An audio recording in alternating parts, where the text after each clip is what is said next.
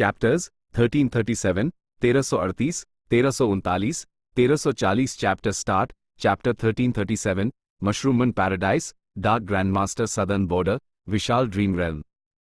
ज़ुओ ये हुई। इस विशाल मॉन्स्टर का नाम सुनते ही फैंग युआन का दिल जोरों से धड़क उठा। ये एक इमेमोरियल डेसोलेट बीस्ट था जिसका ओरिजिन एकदम मिस्टीरियस था। वो लाखों साल पहले ओल्डन एंटिक्विटी इरा से अस्तित्व में था। जब भी वो दिखता वहां बेहिसाब मारकाट और लड़ाई होती। सीनियरिटी के मामले में नॉर्दर्न प्लेन्स का वो dog tell life extending ferrate तो बस एक न्यूकमर था जो 3 लाख साल पहले फेमस हुआ था। ज़ुओ ये हुई, यू टियनगुआंग, ये दो नाम इंसानी इतिहास में एक साथ लिए जाते थे। वो ओल्डन एंटिक्विटी इरा, मडीवल एंटिक्विटी इरा और लेट एंटिक्विटी एरा के सबसे बड़े डरावने सपने थे। वो इमेमोरियल डेसोलेट बीस्ट्स द, लेकिन उनके पास इंसानी रूप द, कोई नहीं जानता था क्यों। जब भी वो प्रकट होते वो बेहिसाब खून खराबा करते, चाहे कोई भी रीजन हो वो खून की नदियां बहा देते। यहां तक कि सेंट्रल कॉन्टिनेंट का हेवनली कोर्ट भी उन्हें खत्म नहीं कर पाया। वो हद से ज्यादा चालाक द, एक साथ काम करते थे और जब भी कोई डेमन वेनरेबल या इमॉर्टल वेनरेबल जिंदा होता वो छुप जाते और सामने नहीं आते। शुक्र है जब पैराडाइस अर्थ इमॉर्टल वेनरेबल का युग था, इतिहास के सबसे दयालु इमॉर्टल वेनरेबल ने इन बुराइयों को खत्म करने का पक्का इरादा कर लिया था। उन्होंने काफी टाइम और मेहनत खर्च की और आखिरकार इन दो लेजेंडरी इमेमोरियल डेसोलेट बीस्ट्स के छिपने की जगह ढूंढ निकली। एक घमासान युद्ध के बाद यू टियनगुआंग मारा गया, जबकि ज़ुओ ये हुई बुरी तरह घायल हो गया। वो बचकर भागने में कामयाब रहा लेकिन फिर गायब हो गया, पता नहीं चला कि वो जिंदा है या मर गया।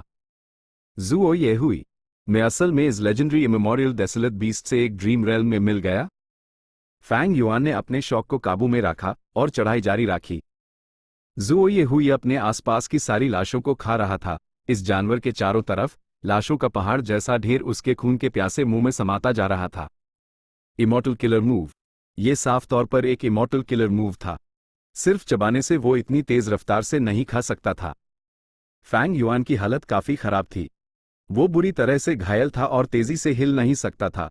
उसके चढ़ने की रफ्तार ज़ुओ ये हुई के खींचने की रफ्तार से मैच नहीं कर पा रही थी। वो चलती फिरती लाशों के साथ सेंटर की तरफ खींचता जा रहा था। अचानक ज़ुओ ये हुई ने गहरी सांस अंदर खींची। तेज हवाएं चलने लगी। फैंग युआन बेखबर था और हवा उससे उड़ाकर ज़ुओ ये हुई के मुंह में ले गई। ज़ुओ ये हुई तेजी से चबाने लगा। फैंग युआन उसके न्यूकीले दांतों से कीमा बन गया। मैं फिर से मर गया। फैंग युआन अपनी सोल इंजरीज के साथ रियलिटी में लौट आया। मैं इस ड्रीम रेल्म को कैसे पार करूं? ये सवाल फैंग युआन के रास्ते में एक विशाल पत्थर की तरह खड़ा था। वो गहरी सोच में डूब गया। जब वो 2 सुअर सर वाले बीस्टमैन के साथ पहाड़ पर लाया जा रहा था, फैंग युआन ने बचने के कई तरीके आजमाए लेकिन बच नहीं पाया। वो अब समझ गया था कि ये ड्रीम रेल्म उससे यूएस घाटी में जाने के लिए मजबूर कर रहा था। लेकिन ये घाटी अनसुअर सर वाले बीस्टमैन से भी ज्यादा खतरनाक थी, क्योंकि वहां एक लेजेंडरी इमेमोरियल डेसोलेट बीस्ट था। इमेमोरियल डेसोलेट बीस्ट रैंक 8 गू इमॉर्टल्स के बराबर होते थे, लेकिन ज्यादातर की इंटेलिजेंस कम होती थी। वो रैंक 8 गू इमॉर्टल्स का मुकाबला नहीं कर पाते थे। लेकिन हर चीज के एक्सेप्शंस होते हैं। इमेमोरियल डेसोलेट बीस्ट के बीच कुछ खास अनोखे इंडिविजुअल्स थे। कई तरह के अनोखे मौकों की वजह से उनके पास इंसानों जैसी बुद्धि आ गई थी। उन्होंने गू कल्टिवेशन के तरीके सीख लिए थे और उनके पास इमॉर्टल एपर्चर्स द, वो इमॉर्टल गू को इस्तेमाल करना जानते थे और यहां तक कि इमॉर्टल किलर मूव्स भी चला सकते थे। उनका खतरा बेहद बड़ा था, इसलिए हर लेजेंडरी इमेमोरियल डेसोलेट बीस्ट का अपना एक नाम था। जैसे कि dog tell life extending ferrate माओ ली क्यू, सेंट्रल कॉन्टिनेंट का ईवल ड्रैगन दी जैंग शेंग और ह्यूकोंग, साथ में ज़ुओ ये हुई और यू टियनगुआंग। ये सब लेजेंडरी इमेमोरियल डेसोलेट बीस्ट्स थे। ऐसे अस्तित्व अक्सर ZYA डेटार रैंक 8 गू इमॉर्टल से भी ज्यादा ताकतवर होते थे। यह इस बात से साफ दिखता था कि कैसे dog tell life extending ferrate माओ ली क्यू ने हेवनली कोर्ट के 2 रैंक 8 गू इमॉर्टल्स को मार डाला था। इंसान सभी जीवों में सबसे आगे है, लेकिन उनके शरीर कमजोर होते थे और गू वॉर्म्स के बिना वो दूसरे जीवों से मुकाबला नहीं कर सकते थे। चाहे स्पीड हो, ताकत हो, उम्र हो, रिकवरी स्पीड हो, नजर, सुनने की शक्ति और दूसरी चीजें, इंसान कमतर थे। इमेमोरियल डेसोलेट बीस्ट्स के पास बेहद घने डाव मार्क्स होते थे। उनकी उम्र इंसानों से लंबी होती थी। उनकी रिकवरी, ताकत और दूसरी चीजें एक आम इंसान से कहीं ज्यादा थी। एक बार जब वो इमॉर्टल गू और इमॉर्टल किलर मूव्स इस्तेमाल कर पाते, उनके पास इमोर्टल एपर्चर होता और इंसानों जैसी बुद्धि होती तो उनकी ताकत नेचुरल रूप से रैंक 8 गु इमोर्टल से बढ़ जाती। क्या ये ड्रीम रेल्म चाहता है कि मैं ज़ुओ ये हुई के हाथों खाए जाने से बचने की कोशिश करूं? फैंग युआन फिर से ड्रीम में दाखिल हुआ। रास्ते में अनरावल ड्रीम का इस्तेमाल करते हुए वो लाशों के विशाल ढेर के नीचे थोड़ी सी जान बचाकर पहुंच गया। ठीक है, फैंग युआन ने अपना ध्यान केंद्रित किया और ज़ुओ ये हुई के खाना शुरू करने से पहले सारी लाशों को धकेलकर खुद को उनके नीचे दफना लिया। जैसे ही ज़ुओ ये हुई ने खींचना शुरू किया, तेज हवाएं चलने लगी। लाशों के पहाड़ की ऊपरी सतह उसकी तरफ उड़ने लगी। फैंग युआन सही सलामत था क्योंकि उसने लाशों के अंदर सुरंग बना ली थी। लेकिन जल्द ही तेज हवाएं बिना रुके चलती रही और वो फिर से ज़ुओ ये हुई के मुंह में खींच गया। FCK फैंग युआन की आखिरी नजर अपने शरीर में घुसते हुए न्यूकीले दांतों की एक कतार पर पड़ी। फिर से ड्रीम में दाखिल हुआ। मैं खोदूंगा और ज्यादा खोदूंगा। फैंग युआन ने जारी रखा और अनरावल ड्रीम का इस्तेमाल करके घुसने के लिए कुछ आसान जगह ढूंढी, जिससे उसकी प्रोग्रेस तेज हो गई। ज़ुओ ये हुई सांस अंदर खींचता रहा। काफी देर बाद हवाएं रुक गई। फैंग युआन भी अपनी आखिरी सांसें ले रहा था, लाशों के बीच छिपा हुआ। आखिरकार वे बच गया। जब वो खुश हो ही रहा था, तभी हवा में मौजूद दो बीस्टमैन गु इमोर्टल्स में से एक बोला, ज़ुओ ये हुई, क्या भूख है? असंधेरे विशाल काय ने कहा, बहुत कम है, बहुत कम। मुझे और इंसान खाने हैं। मैं जितने ज्यादा इंसान खाऊंगा उतना ही इंसान बनने के करीब पहुंचूंगा। फिक्र मत करो, और भी हैं। बीस्टमैन गु इमोर्टल ने हेस्ट हुए अपना इमोर्टल एपर्चर खोला और इंसान गु मास्टर की लाशों का एक बड़ा झुंड झरने की तरह नीचे गिरा। शिट! फैंग युआन का चेहरा बदल गया। उसने गुस्से में गाली दी। अगले हाइपैल वो लाशों के ढेर से कुचल कर मर गया। फिर से ड्रीम में दाखिल हुआ। फैंग युआन ने लाशों के ढेर में खुदाई की, लेकिन इस बार उसने अपनी पूरी ताकत नहीं लगाई। तेज हवाओं के खत्म होने के बाद वो बची हुई लाशों की ऊपरी तह पर था। लाशें बरसने लगी तो फैंग युआन तेजी से दीवारों की तरफ चढ़ने लगा, अपने बचाव के लिए कुछ पहाड़ी पत्थरों को ढूंढने की कोशिश करने लगा। लाशों की बारिश के बाद वो सही सलामत था। अब मुझे क्या करना चाहिए? फैंग युआन ने अपने सामने लाशों के ढेर को देखते हुए तेजी से सोचा। इस वक्त वो अभी भी लाशों के बीच दबा हुआ था। ऊपरी तह से वो लगभग CHEH मीटर नीचे था और अब उससे अपने सीने में एक सुन्नपन महसूस हुआ। फैंग युआन लाशों के ढेर में देख नहीं सकता था। उसने अपने हाथ से उस छुआ। आगे उसने एक फिसलने वाली पूंछ को छुआ। वो एक सांप या कन खजूरे जैसी लग रही थी। अगले हाइपैल इस पूंछ ने उसके सीने में छेड़ कर दिया। क्या मैं फिर से मरने वाला हूं? ये सवाल उसके दिमाग में अभी आया ही था कि वो एक बार फिर ड्रीम रेल्म से बाहर फेंक दिया गया। अभी जो था वो शायद एक गुवर्म था। फैंग युआन ने असली दुनिया में सोचा। यहां इतनी सारी मॉर्टल गु मास्टर की लाशें हैं। लगता है कोई बड़ी लड़ाई हुई थी और कुछ मॉर्टल गु वहीं रह गए। ये नॉर्मल है। अगर गु इमोर्टल्स को वो मिल भी जाते तो वो छोटे मोट मॉर्टल गु उनके लिए कोई मायने नहीं रखते। ऑफ कोर्स, लाशों के समंदर जैसे एक्सट्रीम एनवायरनमेंट में जंगली गु भी पैदा हो सकते हैं। ये अजीब नहीं है। फैंग युआन ने तेजी से महसूस किया कि ये गुवर्म उसके लिए एक मौका था। उसके घाव भरने के बाद वो फिर से ड्रीम रेल्म में दाखिल हुआ। गुवर्म को रिफाइन करना फेल हो गया। वो मर गया। फिर से रिफाइन किया। इस बार वो एक डेडलॉक में फंस गया था। जब ज़ुओ ये हुई ने फिर से खाना शुरू कर दिया, फैंग युआन इंटरप्ट हो गया और फेल हो गया। वो मर गया। आखिरकार गुवर्म को रिफाइन करने के बाद उससे पता चला कि ये एक रैंक 2 गुवर्म था जो अटैक के लिए इस्तेमाल होता था। फैंग युआन ने गाली दी और एक बार फिर वो मर गया। फिर से वो मर गया और मर गया और मर गया। ये किस तरह का सदा हुआ ड्रीम है? असफलताओं की कोई गिनती नहीं थी। एक बार तो उसके एक्शंस की वजह से डुगु इमोर्टल्स ने यूस पर ध्यान दिया और अपनी उंगलियां हिलाई, जिससे फैंग युआन एक रहस्यमयी रोशनी से मर गया। निराशा। इस ड्रीम रेल्म में फैंग युआन बहुत कमजोर था। कोई भी चूक या हवा का झोंका उसके लिए एक जानलेवा खतरा था जो उसकी मौत का कारण बनता। क्या मुझे इस ड्रीम रेल्म को छोड़ देना चाहिए? छोड़ने के ख्याल लगातार आ रहे थे। फैंग युआन का इन्वेस्टमेंट इस ड्रीम रेल्म में बाकी सबसे कहीं ज्यादा था, लेकिन उम्मीद धुंधली थी। उससे सफलता का कोई मौका नहीं दिख रहा था। यह ड्रीम रेल्म अकल्पनीय रूप से मुश्किल था। चलो एक बार और ट्री करते हैं। मैं एक बार और हिम्मत कर सकता हूं। मैं फिर मर गया। क्या मुझे हार मान लेनी चाहिए? मौत का एक और सिलसिला चला। फैंग युआन हार मानना चाहता था, लेकिन वो ऐसा कर नहीं पा रहा था क्योंकि उसने इसमें बहुत कुछ इन्वेस्ट किया था और सबसे इम्पोर्टेंट, उसने ऐसा ड्रीम रेल्म पहले कभी नहीं देखा था। अगर वो सफल हो गया तो ये उसके लिए एक बहुत बड़ा अनुभव होगा। अगर वो अब हार मान भी ले तो क्या भविष्य में उससे फिर से ऐसा ड्रीम रेल्म मिलेगा? दांत पीसकर हिम्मत जुटाते हुए आखिरी बार तक घाटी में जमीन पर लगभग 7 लाशें थी। फैंग युआन ने लंबे समय तक संघर्ष किया और अपनी जान बचाई। वो उनके बीच घुल मिल गया था। एक गू फॉर्मेशन प्रकट हुआ। फैंग युआन ने देखा कि जुओ ये हुई इस सुपर गू फॉर्मेशन में फंसा हुआ था। उसका निचला शरीर जमीन में धुसा हुआ था, सिर्फ उसका ऊपरी शरीर हिल सकता था। ये मनहूस 4 एलिमेंट्स फॉर्मेशन, मुझे तुम्हें तोड़ने दो। जब उसने काफी खा लिया, जुओ ये हुई ने आसमान की तरफ दहाड़ते हुए एक शक्तिशाली डार्क ग्रे रोशनी छोड़ी। ग्रे रोशनी ने पूरी घाटी को लपेट लिया। ओह नहीं, यह तो immortal killer move grey night है। चलो पीछे हटो। दोनों बीस्टमन गू इमॉर्टल्स आसमान में उड़ गए। 4 एलिमेंट्स फॉर्मेशन एक्टिवेट हो गया। धरती, पानी, हवा और आग, 4 रहस्यमयी रोशनियां फूटी और ग्रे रोशनी का विरोध किया, यूज घाटी तक ही सीमित रखते हुए। जुओ ये हुई ने गुस्से और हार ना मानने की भावना से गुर्राया, लेकिन इसका कोई फायदा नहीं हुआ। ये क्या है? मैं इससे कैसे बच सकता हूं? ग्रे रोशनी हर जगह थी, पूरी घाटी को घेरे हुए। बीस्टमन गू इमॉर्टल्स भाग सकते थे, लेकिन फैंग युआन नहीं। उसने देखा कि आसपास की घास और पत्थर इस ग्रे रोशनी से मिट रहे थे। वो खुद भी इसका अपवाद नहीं था। फैंग युआन गहरी निराशा में डूब गया। ये एक अनसॉल्वेबल ड्रीम रेल्म है। इस ग्रे रोशनी से बचा नहीं जा सकता।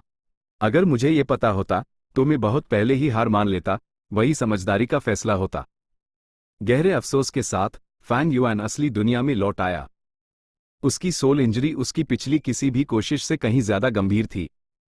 लेकिन जिस चीज ने फैंग युआन को खुश किया वो ये था कि उसका डार्क पाथ अटेनमेंट लेवल अचानक से ग्रैंड मास्टर लेवल तक बढ़ गया था। क्या हुआ? फैंग युआन ने जल्दी से जांच की। वो ये देखकर हैरान था कि वो ड्रीम रेल्म गायब हो चुका था। तो आखिरी पाल तक टिके रहने का मतलब इस ड्रीम रेल्म को पार करना था। मैं सफल हो गया।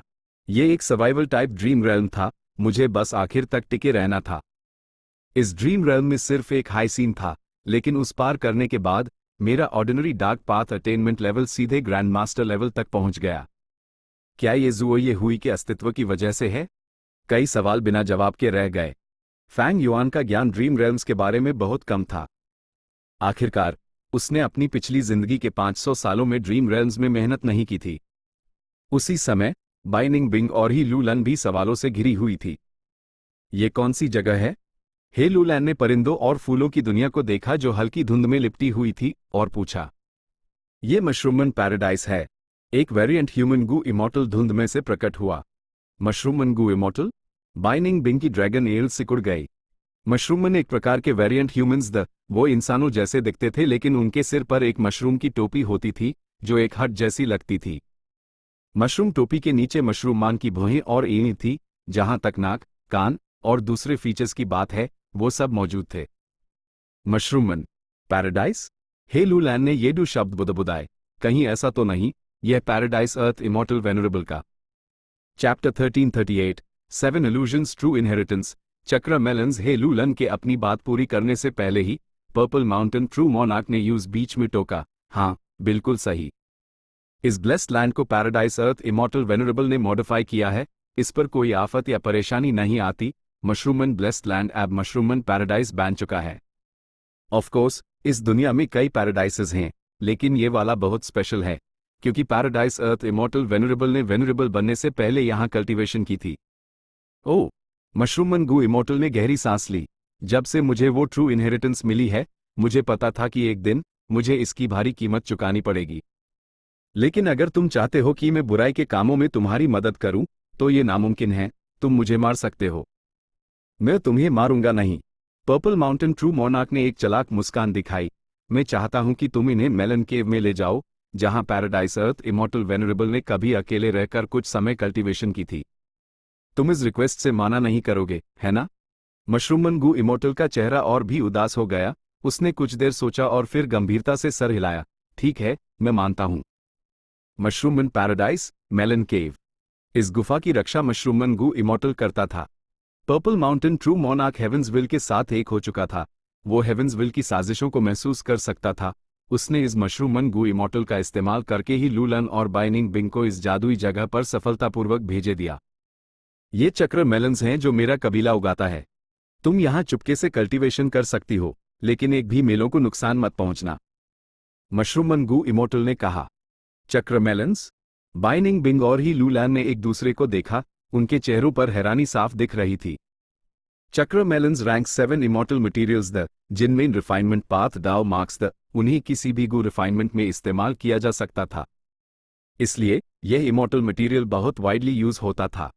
और अब अन दोनों ने अजमेलों के खेत वाली गुफा का स्केल देखा, ये बस डरावने हद तक विशाल था। यहाँ कितने चक्र मेलन्स होंगे? पर्पल माउंटेन ट्रू मोनार्क ने साइड से समझाया।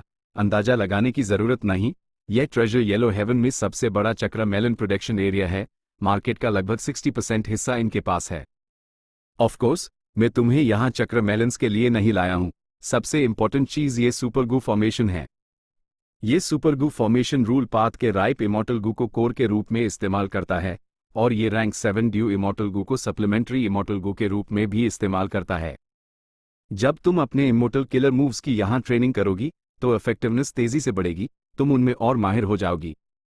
और देव इमोर्टल गू की वजह से इस गू फॉर्मेशन के अंदर तुम्हारी इमोर्टल एसेंस रिकवरी स्पीड बहुत तेज होगी। हे लूलन और बाइनिंग बिंग ने यह सुना और उनके चेहरे खुशी से खिल उठे। ऐसा कल्टिवेशन पैराडाइस उनके लिए बिल्कुल परफेक्ट था। हे लूलैन मुख्य रूप से स्ट्रेंथ पथ के साथ फायर पथ की कल्टीवेशन करती थी, उसके पास कुछ स्ट्रेंथ पाथ इमोर्टल गूदर और कई फायर पाथ इमोर्टल गूदर, उसके पास अपनी आंटी द्वारा फायर पाथ ट्रू इनहेरिटेंस में छोड़े गए नगिनत fire path immortal killer moves भी थे। बाइनिंग बिंग ने अभी अभी बाई शियांग का ट्रू इनहेरिटेंस हासिल किया था, वो भी कमजोर नहीं थी, उसके पास कई इमोर्टल गू और इमोर्टल किलर मूव्स थे। अभी जो चीज उन्हें रोक रही थी वो ये थी कि उन्होंने अभी अभी अपनी ट्रू इनहेरिटेंसेस हासिल की थी और उन्हें इन एफए एडन को पूरी तरह से बैटल स्ट्रेंथ में बदलने का समय नहीं मिला था। रीजनल वॉल्स में जब उन्होंने फैंग युआन से लड़ाई की तो ये कमजोरी साफ दिख रही थी। पर्पल माउंटेन ट्रू मोनार्क जाग उठा और उसने जिम्मेदारी संभाली, अपनी साइड की बैटल स्ट्रेंथ बढ़ाने के लिए वो इन दोनों को यहां ले आया, इस पैराडाइज का इस्तेमाल करके दोनों इमोर्टल्स को ट्रेन करने के लिए। मेलन केव में बहुत जगह थी, मशरूमन गू इमोर्टल ने आसानी से बाइनिंग बिंग और ही लूलन को कल्टिवेट करने के लिए एक एरिया दे दिया। उनके लिए इंतजाम करने के बाद पर्पल माउंटेन ट्रू मोनार्क ने मशरूमन पैराडाइज छोड़ दिया। दिन बीतेते गए। फैंग युआन अभी भी सुपर गू फॉर्मेशन में था, ड्रीम रेल्म्स को एक्सप्लोर कर रहा था। ऊपर से वो अकेले में कल्टीवेशन कर रहा था, उसने सबको धोखा दिया था, किसी को नहीं पता था कि वो ड्रीम रेल्म्स एक्सप्लोर कर रहा था, उसके फायदे बहुत बड़े थे। ची शांग एक अच्छा बेंचमार्क था। ची शांग फॉर्मेशन का दीवाना था, 100 साल से ज्यादा फॉर्मेशन पथ पर रिसर्च करने के बाद वो अपने formation path grand master attainment level तक पहुंचा। अपनी उम्र में उसकी प्रतिभा और उपलब्धियां गू इमोर्टल्स में दुर्लभ मानी जाती थी। वहीं दूसरी तरफ फैंग युआन ने सिर्फ 1 या 2 महीने में फॉर्मेशन पाथ ट्रू मीनिंग वाला एक ड्रीम रेल्म पार कर लिया और एक फॉर्मेशन पाथ ग्रैंड मास्टर बन गया। क्योंकि ड्रीम रेल्म्स इतने कमाल के द और एक्यूमुलेशंस के लिए जरूरी समय को कम कर सकते थे। 5 रीजन्स केओटिक वॉर के दौरान हर तरह के गू इमोर्टल एक्सपर्ट्स सामने आए, वो आसमान में चमकते सितारों की तरह थे, अनगिनत जीनियसेस थे। अभी फैंग युआन ना सिर्फ एक फॉर्मेशन पाथ ग्रैंड मास्टर था, वो एक डार्क पाथ ग्रैंड मास्टर भी था। इस अटेनमेंट लेवल के साथ फैंग युआन के पास डार्क लिमिट इमोर्टल गू के इस्तेमाल को लेकर नए आइडियाज थे। अभी मेन डार्क लिमिट इमोर्टल गू को कोर के रूप में इस्तेमाल करके अपने आप पर एक इमोर्टल किलर मूव बना सकता हूं, ताकि दूसरों के डिडक्शन से बच सकूं। मेरे डार्क पाथ डाउ मार्क्स के साथ इस इमोर्टल किलर मूव की पावर बहुत भयानक होगी। मेन डार्क लिमिट इमोर्टल गू को कोर के रूप में इस्तेमाल करके एक ऐसा इमोर्टल किलर मूव भी बना सकता हूं जो डार्क एरो इमोर्टल गू जैसा अटैक कर सकता है। एक और आइडिया है, मेन डार्क लिमिट इमोर्टल गू को दूसरे इमोर्टल किलर मूव्स में इस्तेमाल कर सकता हूं ताकि अन किलर मूव्स के सारे ऑरर्स को छिपा सकूं। उन्हें इस्तेमाल करने के बाद मैं लोगों को अचानक से पकड़ सकता हूं और कमाल के इफेक्ट्स हासिल कर सकता हूं। असल में फैंग युआन के लिए उससे फूड पथ और इन्फॉर्मेशन पाथ ड्रीम रेल्म्स की सबसे ज्यादा जरूरत थी। फूड पाथ उससे इमोर्टल गू को कम खर्च में ज्यादा आसानी से खिलाने देगा। बचत को उसकी कल्टीवेशन या रिसोर्सेज के डेवलपमेंट में मदद के लिए इस्तेमाल किया जा सकता था। इन्फॉर्मेशन पाथ और भी ज्यादा इंपॉर्टेंट था। फैंग युआन के पास अभी कई इन्फॉर्मेशन पाथ अलायंस एग्रीमेंट्स थे। इसने उसकी काफी आजादी छीन ली थी, जब वो कुछ करता तो वो बंधा हुआ रहता, ये असुविधाजनक था। एक और बात थी, अगर उसका इंफॉर्मेशन पाथ अटेनमेंट लेवल बढ़ गया तो फैंग युआन कई इंफॉर्मेशन पाथ ट्रैप्स और मेथड्स को समझ पाएगा, वो शैडो सेक्ट के साथ आसानी से कोऑपरेट कर पाएगा। लेकिन इस दुनिया में चीजें किसी की इच्छा के अनुसार नहीं होती। जिस जगह की फैंग युआन रक्षा कर रहा था वो एक खिड़की जैसी थी। जब उसने अपनी एक्सप्लोरेशन पूरी की, ज़ुओ ये हुई का ड्रीम रेल्म गायब हो गया। इस जगह को भरने वाले नए ड्रीम रेल्म्स सब अजीब और बेतुके किस्म के थे। फैंग युआन इस तरह के ड्रीम रेल्म्स को ट्राई नहीं करना चाहता था, भले ही उसके पास अनरावल ड्रीम था। फैंग युआन ने सब्र से इंतजार किया। ड्रीम रेल्म्स वक्त वक्त पर आपस में बदलते रहते थे, लेकिन क्योंकि उससे लगातार बेतुके ड्रीम रेल्म्स मिल रहे थे, फैंग युआन को अपना ध्यान कहीं और लगाना पड़ा। अपना इमॉर्टल एपर्चर डेवलप करना उसका मुख्य लक्ष्य था। दूसरा, उसका नया हासिल किया हुआ डार्क पाथ अटेनमेंट लेवल उससे कुछ काम के इमॉर्टल किलर मूव्स बनाने दे रहा था, और आखिर में उससे इन्फॉर्मेशन जमा करनी थी। हेवनली कोर्ट के 3 रैंक 8 गू इमॉर्टल्स खून के बाद वो शांत हो गए थे। पांचों रीजन्स में शांति का माहौल था, लेकिन वू क्लैन की मुश्किलें खत्म नहीं हुई थी। वू योंग के सिचुएशन को संभालने के बावजूद, झगड़े सुलझाने के लिए लोगों को भेजते रहने के बावजूद, दूसरी सुपर फोर्सेस हर तरह की प्रॉब्लम्स खड़ी कर रही थी, वू क्लैन उनसे निपटने में बेहद बिजी था। हाल ही में एक परेशानी वाला मामला सामने आया। वजह थी बाथिंग फ्लेम्स इमॉर्टल गू की इमॉर्टल गू रेसिपी। एक मॉर्टल गू मास्टर ने इत्तेफाक से इसे खोद निकला था। जैसे ही खबर फैली, याओ क्लैन और वू क्लैन का ध्यान इस पर गया। यह इमॉर्टल गू रेसिपी स्टनिंग इमॉर्टल द्वारा छोड़े गए फायर पाथ ट्रू इनहेरिटेंस के कंटेंट का हिस्सा थी। 1000 साल पहले वू क्लैन और याओ क्लैन के बीच इस फायर पाथ ट्रू इनहेरिटेंस पर लड़ाई के बाद दुश्मनी बनी हुई थी। आखिर में दोनों तरफ को नुकसान हुआ, लेकिन उन्हें ये फायर पाथ ट्रू इनहेरिटेंस नहीं मिली। फायर पाथ ट्रू इनहेरिटेंस को नाश हो चुका माना जाता था, लेकिन जब से बाथिंग फ्लेम्स इमॉर्टल गू की रेसिपी सामने आए, सबको उम्मीद जगने लगी। खासकर वू क्लैन और याओ क्लैन, ऐतिहासिक कारणों से इन दो सुपर फोर्सेस को ये इमॉर्टल गू रेसिपी हासिल करनी ही थी। अगर वो इसे हासिल नहीं कर सकते तो दूसरी पार्टी को भी इसे हासिल नहीं करने देना था। इसलिए वू योंग ने वू यीरान को भेजा। उसने ब्लड टाइड पिट, एक रिसोर्स पॉइंट, की रक्षा छोड़ दी। वू यीरान के पास रैंक 7 कल्टिवेशन लेवल था। उसकी बैटल स्ट्रेंथ कमाल की थी। उसने आदेशों का पालन किया क्योंकि वो मामले को जल्दी से निपटाना चाहता था, लेकिन जल्द ही उसने पाया कि वहां कोई स्टनिंग इमॉर्टल ट्रू इनहेरिटेंस नहीं थी, सिर्फ ये बाथिंग फ्लेम्स इमॉर्टल गू रेसिपी बची हुई थी। नतीजतन कई गू इमॉर्टल्स चले गए। वो सिर्फ एक इमॉर्टल गू रेसिपी के लिए दो सुपर फोर्सेस से पंगा नहीं लेना चाहते थे। याओ क्लैन हार मानने वाला नहीं था। उन्होंने एक शक्तिशाली व्यक्ति याओ जेंग को भेजा। वू यीरन और याओ जेंग ने 4 बार लड़ाई की। उनके 2 जीत और 2 हार। द आखिरी मैच फैसलाकुन था। इस नाजुक मोड़ पर पर्पल माउंटेन ट्रू मोनार्क चुपके से एक मीटिंग पॉइंट पर पहुंचा। एक अनजान पहाड़ पर वो एक रहस्यमयी गू इमॉर्टल से मिला। रहस्यमयी गू इमॉर्टल इंद्रधनुषी रोशनी में लिप्त हुआ था, अपनी शक्ल छिपाए हुए। तुमने मुझे यहां बुलाया? पर्पल माउंटेन ट्रू मोनार्क ने सर हिलाया। हाँ, इससे फर्क नहीं पड़ता कि तुमने पूरी 7 इल्यूजन्स ट्रू इनहेरिटेंस कैसे हासिल की। तुम पहले ही एक अलायंस एग्रीमेंट कर चुके हो। तुम्हें मेरे लिए 7 काम करने होंगे। ठीक है, कौन से 7? रहस्यमयी गू इमॉर्टल ने सीधे जवाब दिया।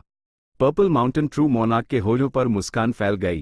पहला, वू यीरान को मार दू।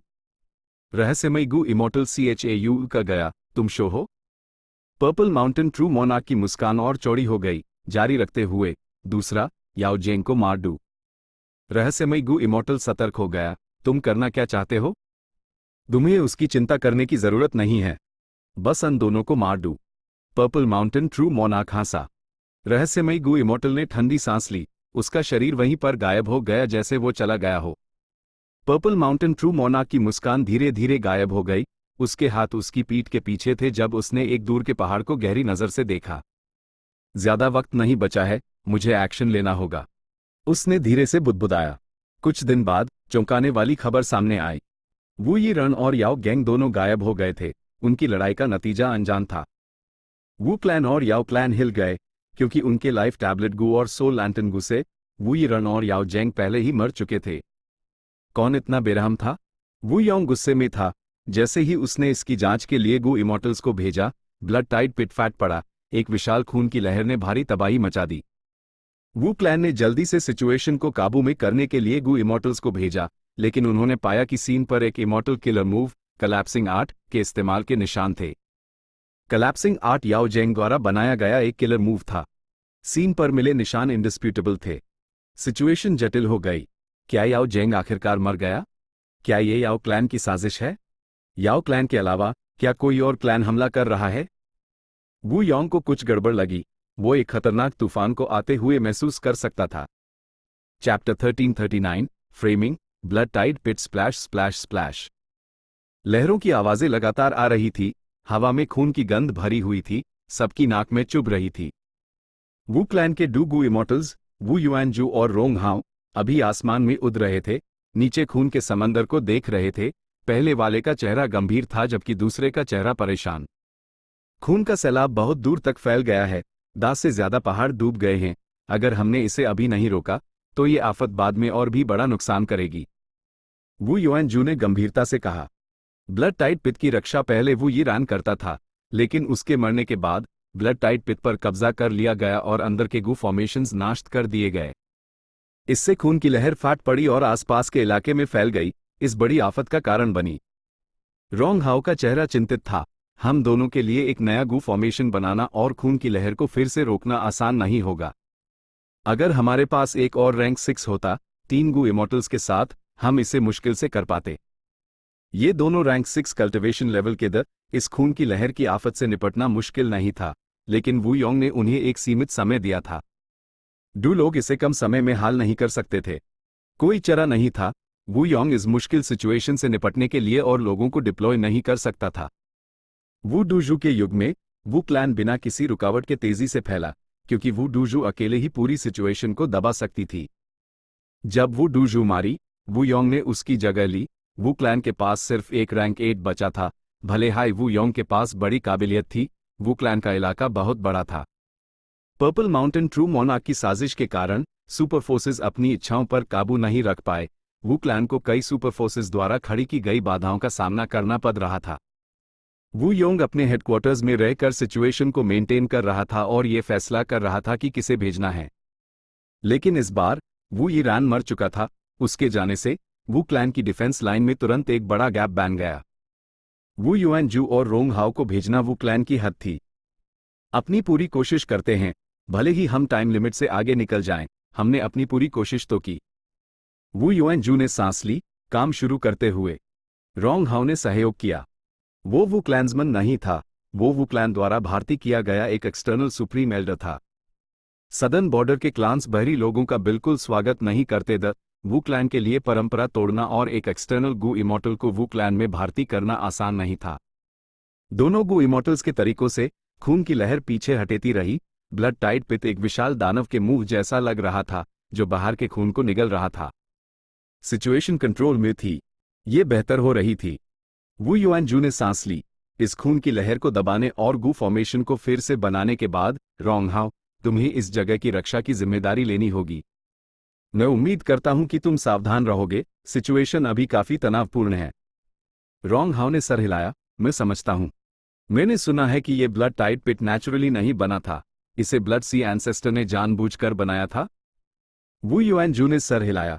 ब्लड सी एंसेस्टर ने 7 ट्रू इनहेरिटेंसेस छोड़े ये 7 ट्रू इनहेरिटेंसेस में से एक है जो उसने बड़ी सावधानी से अरेंज किया था। पहले ये ज्यादा ध्यान नहीं खींचा था, नॉर्मल गड्ढों जैसा था, लेकिन जब शांग क्लैन का एक गू मास्टर अंदर गया, उससे एक ब्लड सी ट्रू इनहेरिटेंस मिली, जिससे उससे ब्लड हैंडप्रिंट गू मिला। वो इंसान शांग क्लैन का पिछला क्लैन लीडर था, शांग यानफी।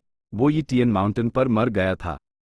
शांग यानफी के ब्लड सी ट्रू इनहेरिटेंस ले जाने के बाद इस गड्ढे में लगातार खून की लहरें आने लगी।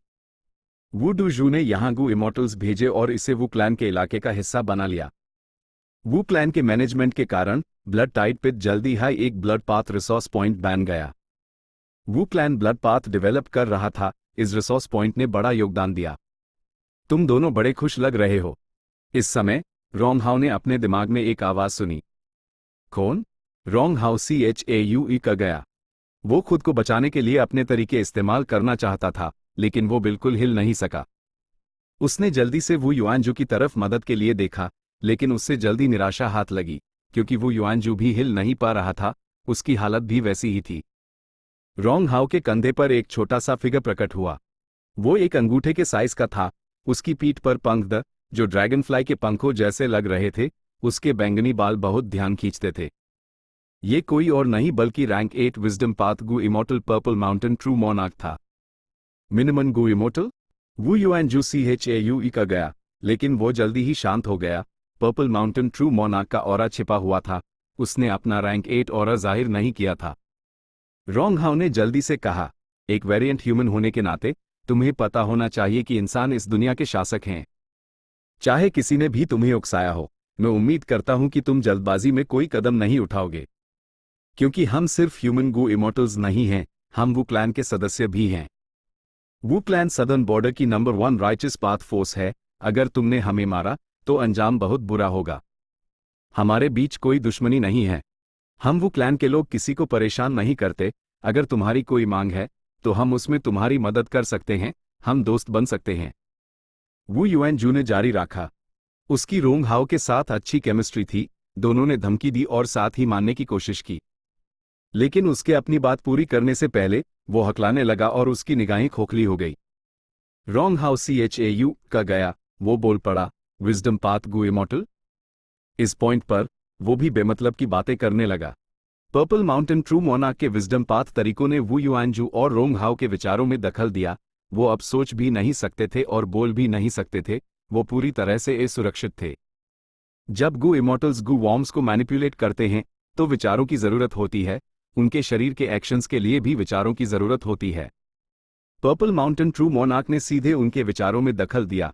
उन्हें इस पहलू से कंट्रोल करते हुए इन डू रैंक 6 गु इमोर्टल्स के पास उसका विरोध करने का कोई रास्ता नहीं था। आसानी से सिचुएशन को कंट्रोल में करते हुए पर्पल माउंटेन ट्रू मोनार्क ने ब्लड टाइड पिट को देखा और मुस्कुराया।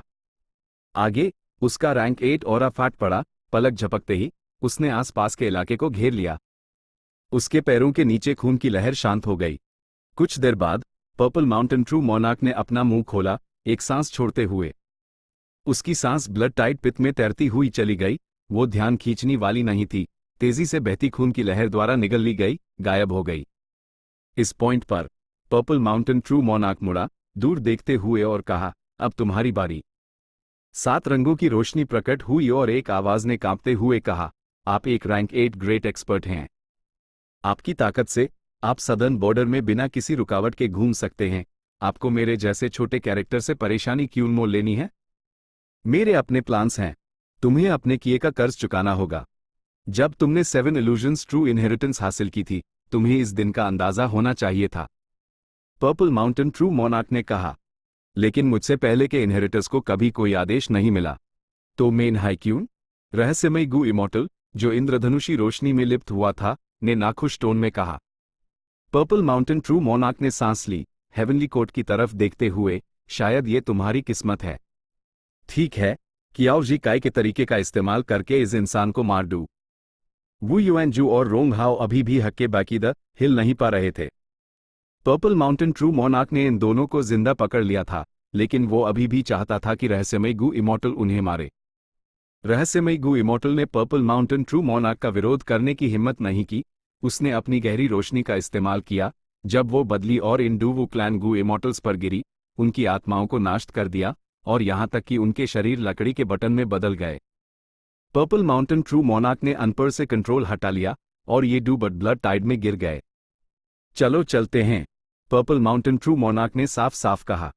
रहस्यमय गु immortal purple mountain true monarch का विरोध कैसे कर सकता था? भले ही वो रैंक 8 ग्रेट एक्सपर्ट ना होता, सिर्फ ट्रू इनहेरिटेंस में information path alliance agreement high रहस्यमय गु इमोर्टल को रोकने के लिए काफी था। दोनों जितनी तेजी से आए द यूटीएनआई हाई तेजी से चले गए। Of course, purple mountain true monarch battlefield से अपने निशान साफ करना नहीं भूला। एक पाल बाद हवा में तेज हवाएं चली, अनगिनत बादल बिखर गए, हर जगह साफ आसमान दिख रहा था। एक शानदार और विशाल रैंक 8 ऑरा ने इलाके को घेर लिया। वू योंग का चेहरा गुस्से से भरा हुआ था। उसकी एड़ी हल्की लाल थी जब वो नीचे उतरा। कौन था वो? किसने उन्हें मारा? वू यी रैन पहले मर गया था और अब वू युआनजू और रोंग हाओ मर गए थे। लाइफ टैबलेट गु और सोल लैंटन गु के कारण वू क्लैन को खबर लगभग तुरंत मिल गई। वू योंग गुस्से में था। उसने खुद बाहर जाने का फैसला किया। वू क्लैन ने एक साथ 3 गु इमोर्टल्स खो दिए, एक रैंक 7 और 2 रैंक 6, नुकसान बहुत बड़ा था। वू योंग को नुकसान और गुस्सा दोनों महसूस हो रहा था। वो देखना चाहता है कि वो कौन था जो इस हद को पार करके वू क्लैन को गुस्सा दिला सकता है।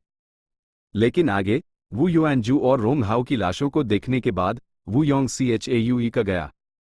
Wooden statue murder. उसकी पुतलियां सुई की नोक जितनी छोटी हो गई। कियाओ जिकाई। एक पल बाद कियाओ क्लैन कागू इमॉर्टल कियाओ जिकाई सीन पर दौड़ता हुआ आया। ब्लड टाइड पिट को दबा दिया गया था, जमीन पूरी तरह से खून से ढकी हुई थी और वहां वो क्लैन के डूगू इमॉर्टल की लाशें भी थी। कियाओ क्लैन के फर्स्ट सुप्रीम एल्डर, आपका क्या कहना है? वू योंग का चेहरा शांत था, उसकी आवाज बहुत सादी थी। लेकिन वो जितना शांत था, कियाओ जिकाई उतना ही डरा हुआ था। वो कियाओ क्लैन का फर्स्ट सुप्रीम एल्डर था। उसका signature immortal killer move wooden statue murder था। अगर कोई भी आम गू इमॉर्टल इसकी चपेट में आ जाता तो उसकी आत्मा टूटकर बिखर जाती, वो अपनी जान खो देता, उसका शरीर लकड़ी में बदल जाता और बची हुई जीवन शक्ति का इस्तेमाल पेड़ उगने के लिए किया जा सकता था। अपने माथे पर आए ठंडे पसीने को नजरअंदाज करते हुए कियाओ जिकाई ने समझाया, लॉर्ड वू योंग, प्लीज सुनिए, ये मैंने नहीं किया, कोई मुझे फंसाने की कोशिश कर रहा है। कियाओ क्लैन और वू क्लैन का पुराना रिश्ता है, हम आपस में जुड़े हुए हैं। कियाओ जिकाई के अपनी बात पूरी करने से पहले वू योंग ने यूज बीच में रोक दिया। उसकी ऊँगली चमक रही थी। उसने कियाओ जिकाई को घूरा, ऑफ कोर्स मैं तुम पर विश्वास करने को तैयार हूं। कियाओ क्लैन और वू क्लैन, हमारे बीच शादी के रिश्ते हैं, हम एक अलायंस में हैं, हमारा रिश्ता इससे कैसे खराब हो सकता है? कियाओ जिकाई ने राहत की सांस ली, गहरा झुकते हुए, लॉर्ड वू योंग समझदार हैं। वू योंग ने जारी रखा, अगर कोई तुम्हें फंसाने की कोशिश कर रहा है तो ये बहुत ज्यादा साफ है। वो कौन है? उनके इरादे क्या हैं? उनके अगले प्लान्स क्या हैं? मैं इस बारे में चिंतित हूं। थोड़ा इंतजार करो, मैंने पहले हाई टाई क्लैन के Gu immortal Tie Mia Shen को बुला लिया है। Chapter 1340 ghost summoning. Tie Mia Shen southern border, Tie clan, Wancheng mountain. रुम्बो। धीमी आवाजों की एक लड़ी इस अनजान घाटी को घेरे हुए थी। इस घाटी के तले में एक लड़की थी। उसका शरीर लंबा था, उसके पैर उसकी कुल लंबाई का 7% से ज्यादा थे। वो वीर और फुर्तीली लग रही थी। अभी उसकी भुहें तलवारों की तरह तेज थी, उसकी ईड़ सितारों की तरह चमक रही थी। वो ऊपर की तरफ देख रही थी। घरों के आकार के विशाल पत्थर चट्टान से उसकी तरफ गिर रहे थे। लड़की ने गहरी सांस ली। इस जीवन और मृत्यु के क्षण में उसने अपनी ईड़ बैंड कर ली। सैकड़ों विशाल पत्थर यूएस पर गिरने ही वाले थे, लेकिन इस पल उसने अपनी ईड़ खोली। एक पाल में सुनहरी रोशनी फैल गई। ये बेहद चमकदार थी, जैसे घाटी में एक छोटा सूरज उगाया हो। रोशनी कुछ देर तक रही और फिर गायब हो गई। तेज आवाजें भी गायब हो गई। अनगिनत सफेद पाउडर नीचे बिखर गया, धीरे धीरे उतर रहा था। युवा महिला पत्थर के पाउडर में नहाई हुई थी, उसके दृढ़ चेहरे पर खुशी दिख रही थी। शाबाश टाई रुओनन, तुमने मेरे सिखाए इस किलर मूव में सफलता पाई, आखिरी परीक्षा पास कर ली। ए फ्लैट से तुम मेरे साथ रहोगी और कल्टीवेशन करोगी, मैं तुम्हें एक इमोर्टल बनने के तरीके सिखाऊंगा। एक शानदार आवाज इस घाटी में गूंजी। युवा लड़की जमीन पर घुटने टेक कर बैठ गई। आपके मार्गदर्शन के लिए धन्यवाद, लॉर्ड सुप्रीम एल्डर। तुम बुराई से इतनी नफरत करती हो और तुम्हारे पास कमाल की प्रतिभा है। तुम मेरे आयन मास्क ट्रू इनहेरिटेंस के लिए बिल्कुल आदर्श हो। मूल रूप से तुम्हारा पिता मेरे चुने हुए बीजों में से एक था, लेकिन ये सोचना कि उसकी बेटी के पास उससे कई गुना ज्यादा प्रतिभा है, हम। शानदार आवाज अचानक रुक गई। लेकिन जल्द ही टाई रुओनन ने सुना, एक अचानक समस्या आ गई है, यहां रहो और कल्टीवेशन करो। मैंने जो किलर मूव सिखाया है वो भले ही सफल हो गया हो, लेकिन तुम अभी तक उसमें माहिर नहीं हो। इस दौरान तुम्हें और अभ्यास करना होगा। जब मैं लौटूंगा तब हमारे पास आगे के प्लान्स होंगे। जी, लड़की ने सम्मान से झुककर कहा, उसके चेहरे पर उत्साह छिपाया नहीं जा सकता था।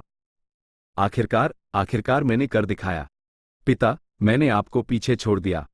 स्वर्ग से मुझे देखिए, मैं एक गू इमॉर्टल बनूंगी और असली ताकत हासिल करूंगी। ये दुनिया बहुत अंधेरी और अव्यवस्थित है, सिर्फ ज्यादा ताकत से ही मैं दुष्टों को सजा दे सकती हूं और अच्छे काम करने वालों को पुरस्कृत कर सकती हूं। न्याय की जीत होगी और दुनिया एक बेहतर जगह बनेगी। जांग ली, अपने ही पति की कातिल, कुटिया कहीं की, सोचना भी मत कि मेरा भाई तुमसे कितना अच्छा बर्ताव करता था, और आखिर में तुमने इतनी बेरहमी से काम किया और उससे मार डाला। आज मैं तुम्हारे टुकड़े टुकड़े कर दूंगा, तुम बिना एक सही लाश के मरोगी। एक युवा गू इमॉर्टल ने चिल्लाया, उसका गुस्सा अकाबू था, उसका रैंक 7 और फट रहा था। फेंग युआन, जब से उसने जुओ ये हुई के ड्रीम रेल्म को पार किया था, उसका dark path attainment level grand master level तक बढ़ गया था। लेकिन आगे एक बेतुका ड्रीम रेल्म आया। फेंग युआन ने सुरक्षित खेल खेला और इस अनिश्चितताओं से भरे ड्रीम रेल्म को एक्सप्लोर नहीं किया। कुछ देर इंतजार करने के बाद उससे आखिरकार एक रियलिस्टिक ड्रीम रेल्म मिला। लेकिन आखिर में वो इस ड्रीम रेल्म में एक महिला गु इमोर्टल बन गया, और वो बहुत रिस्क थी, क्योंकि ये महिला इमोर्टल एन्चांटमेंट इमोशन पाथ की कल्टीवेशन करती थी। ये एक छोटा सा पथ था जो विजडम पाथ से एक माइनर पाथ के रूप में निकला था।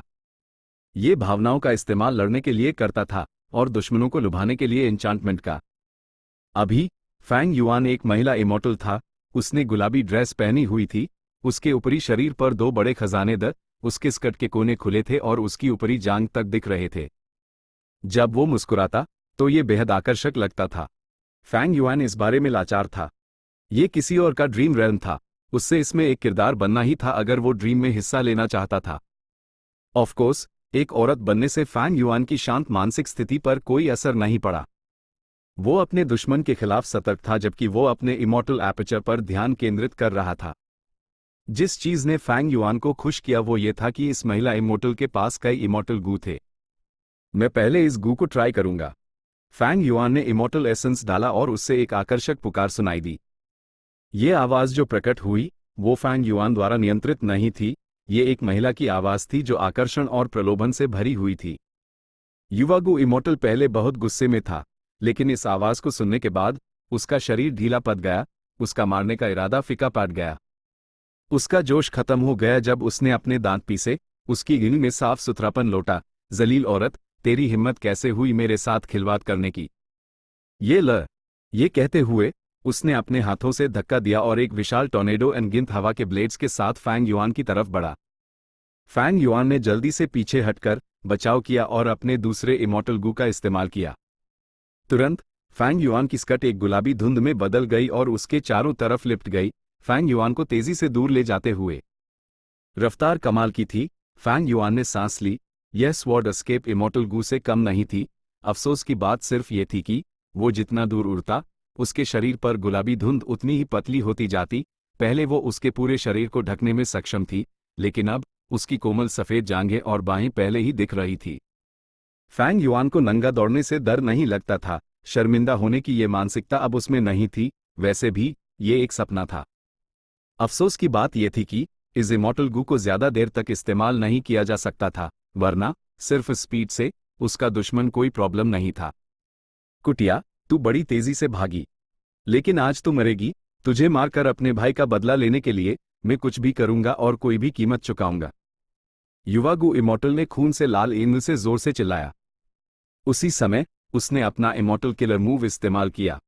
हरी जड़े की हवा उसकी हथेली में एक छोटे से खंजर में जमा हो गई। खंजर जड़े की रोशनी से चमक रहा था।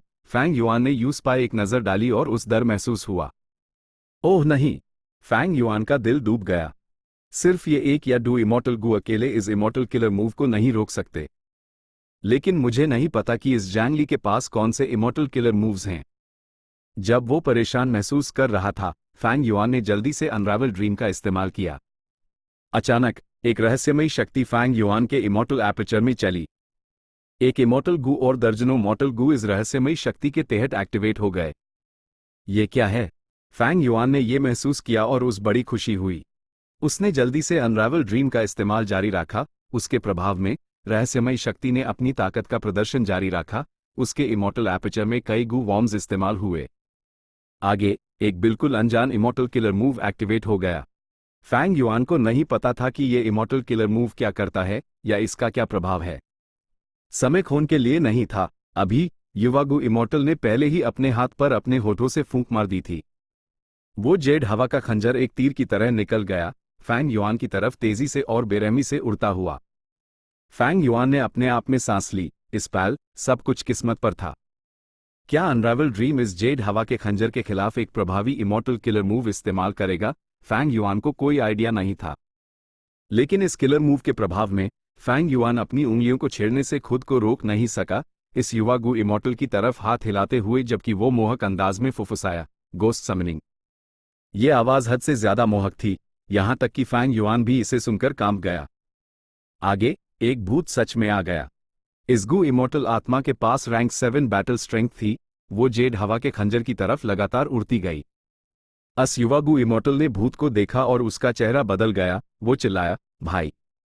पता चला कि इस महिला इमोर्टल ज़ैंग ली ने अपने पति को मारकर उसकी आत्मा को एक इमोर्टल किलर मूव में रिफाइन कर लिया था।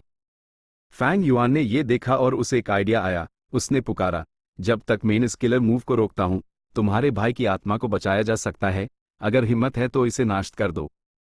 युवा गु इमोर्टल गुस्से में था, लेकिन वो अपने भाई को नुकसान पहुंचाने से डर रहा था। वो ठीक से लड़ नहीं सका। फैंग युआन बेहद खुश था। उसने जल्दी से हमला किया और सिचुएशन को स्थिर किया। एक पाल बाद उसने एक कमजोरी पाई और उससे मार डाला। उसने ड्रीम रेल्म पार कर लिया। फैंग युआन ने राहत की सांस ली, रियलिटी में लौटते हुए। इस ड्रीम रेल्म में सिर्फ एक हाई सीन था। फैंग युआन थोड़ा हैरान था। ये एक छोटा सा ड्रीम रेल्म था। फैंग युआन ने इसे एक ही बार में पार कर लिया। खुद को जांचते हुए उसने पाया कि उसका विजडम पथ और सोल पाथ का अटेनमेंट लेवल बढ़ गया है।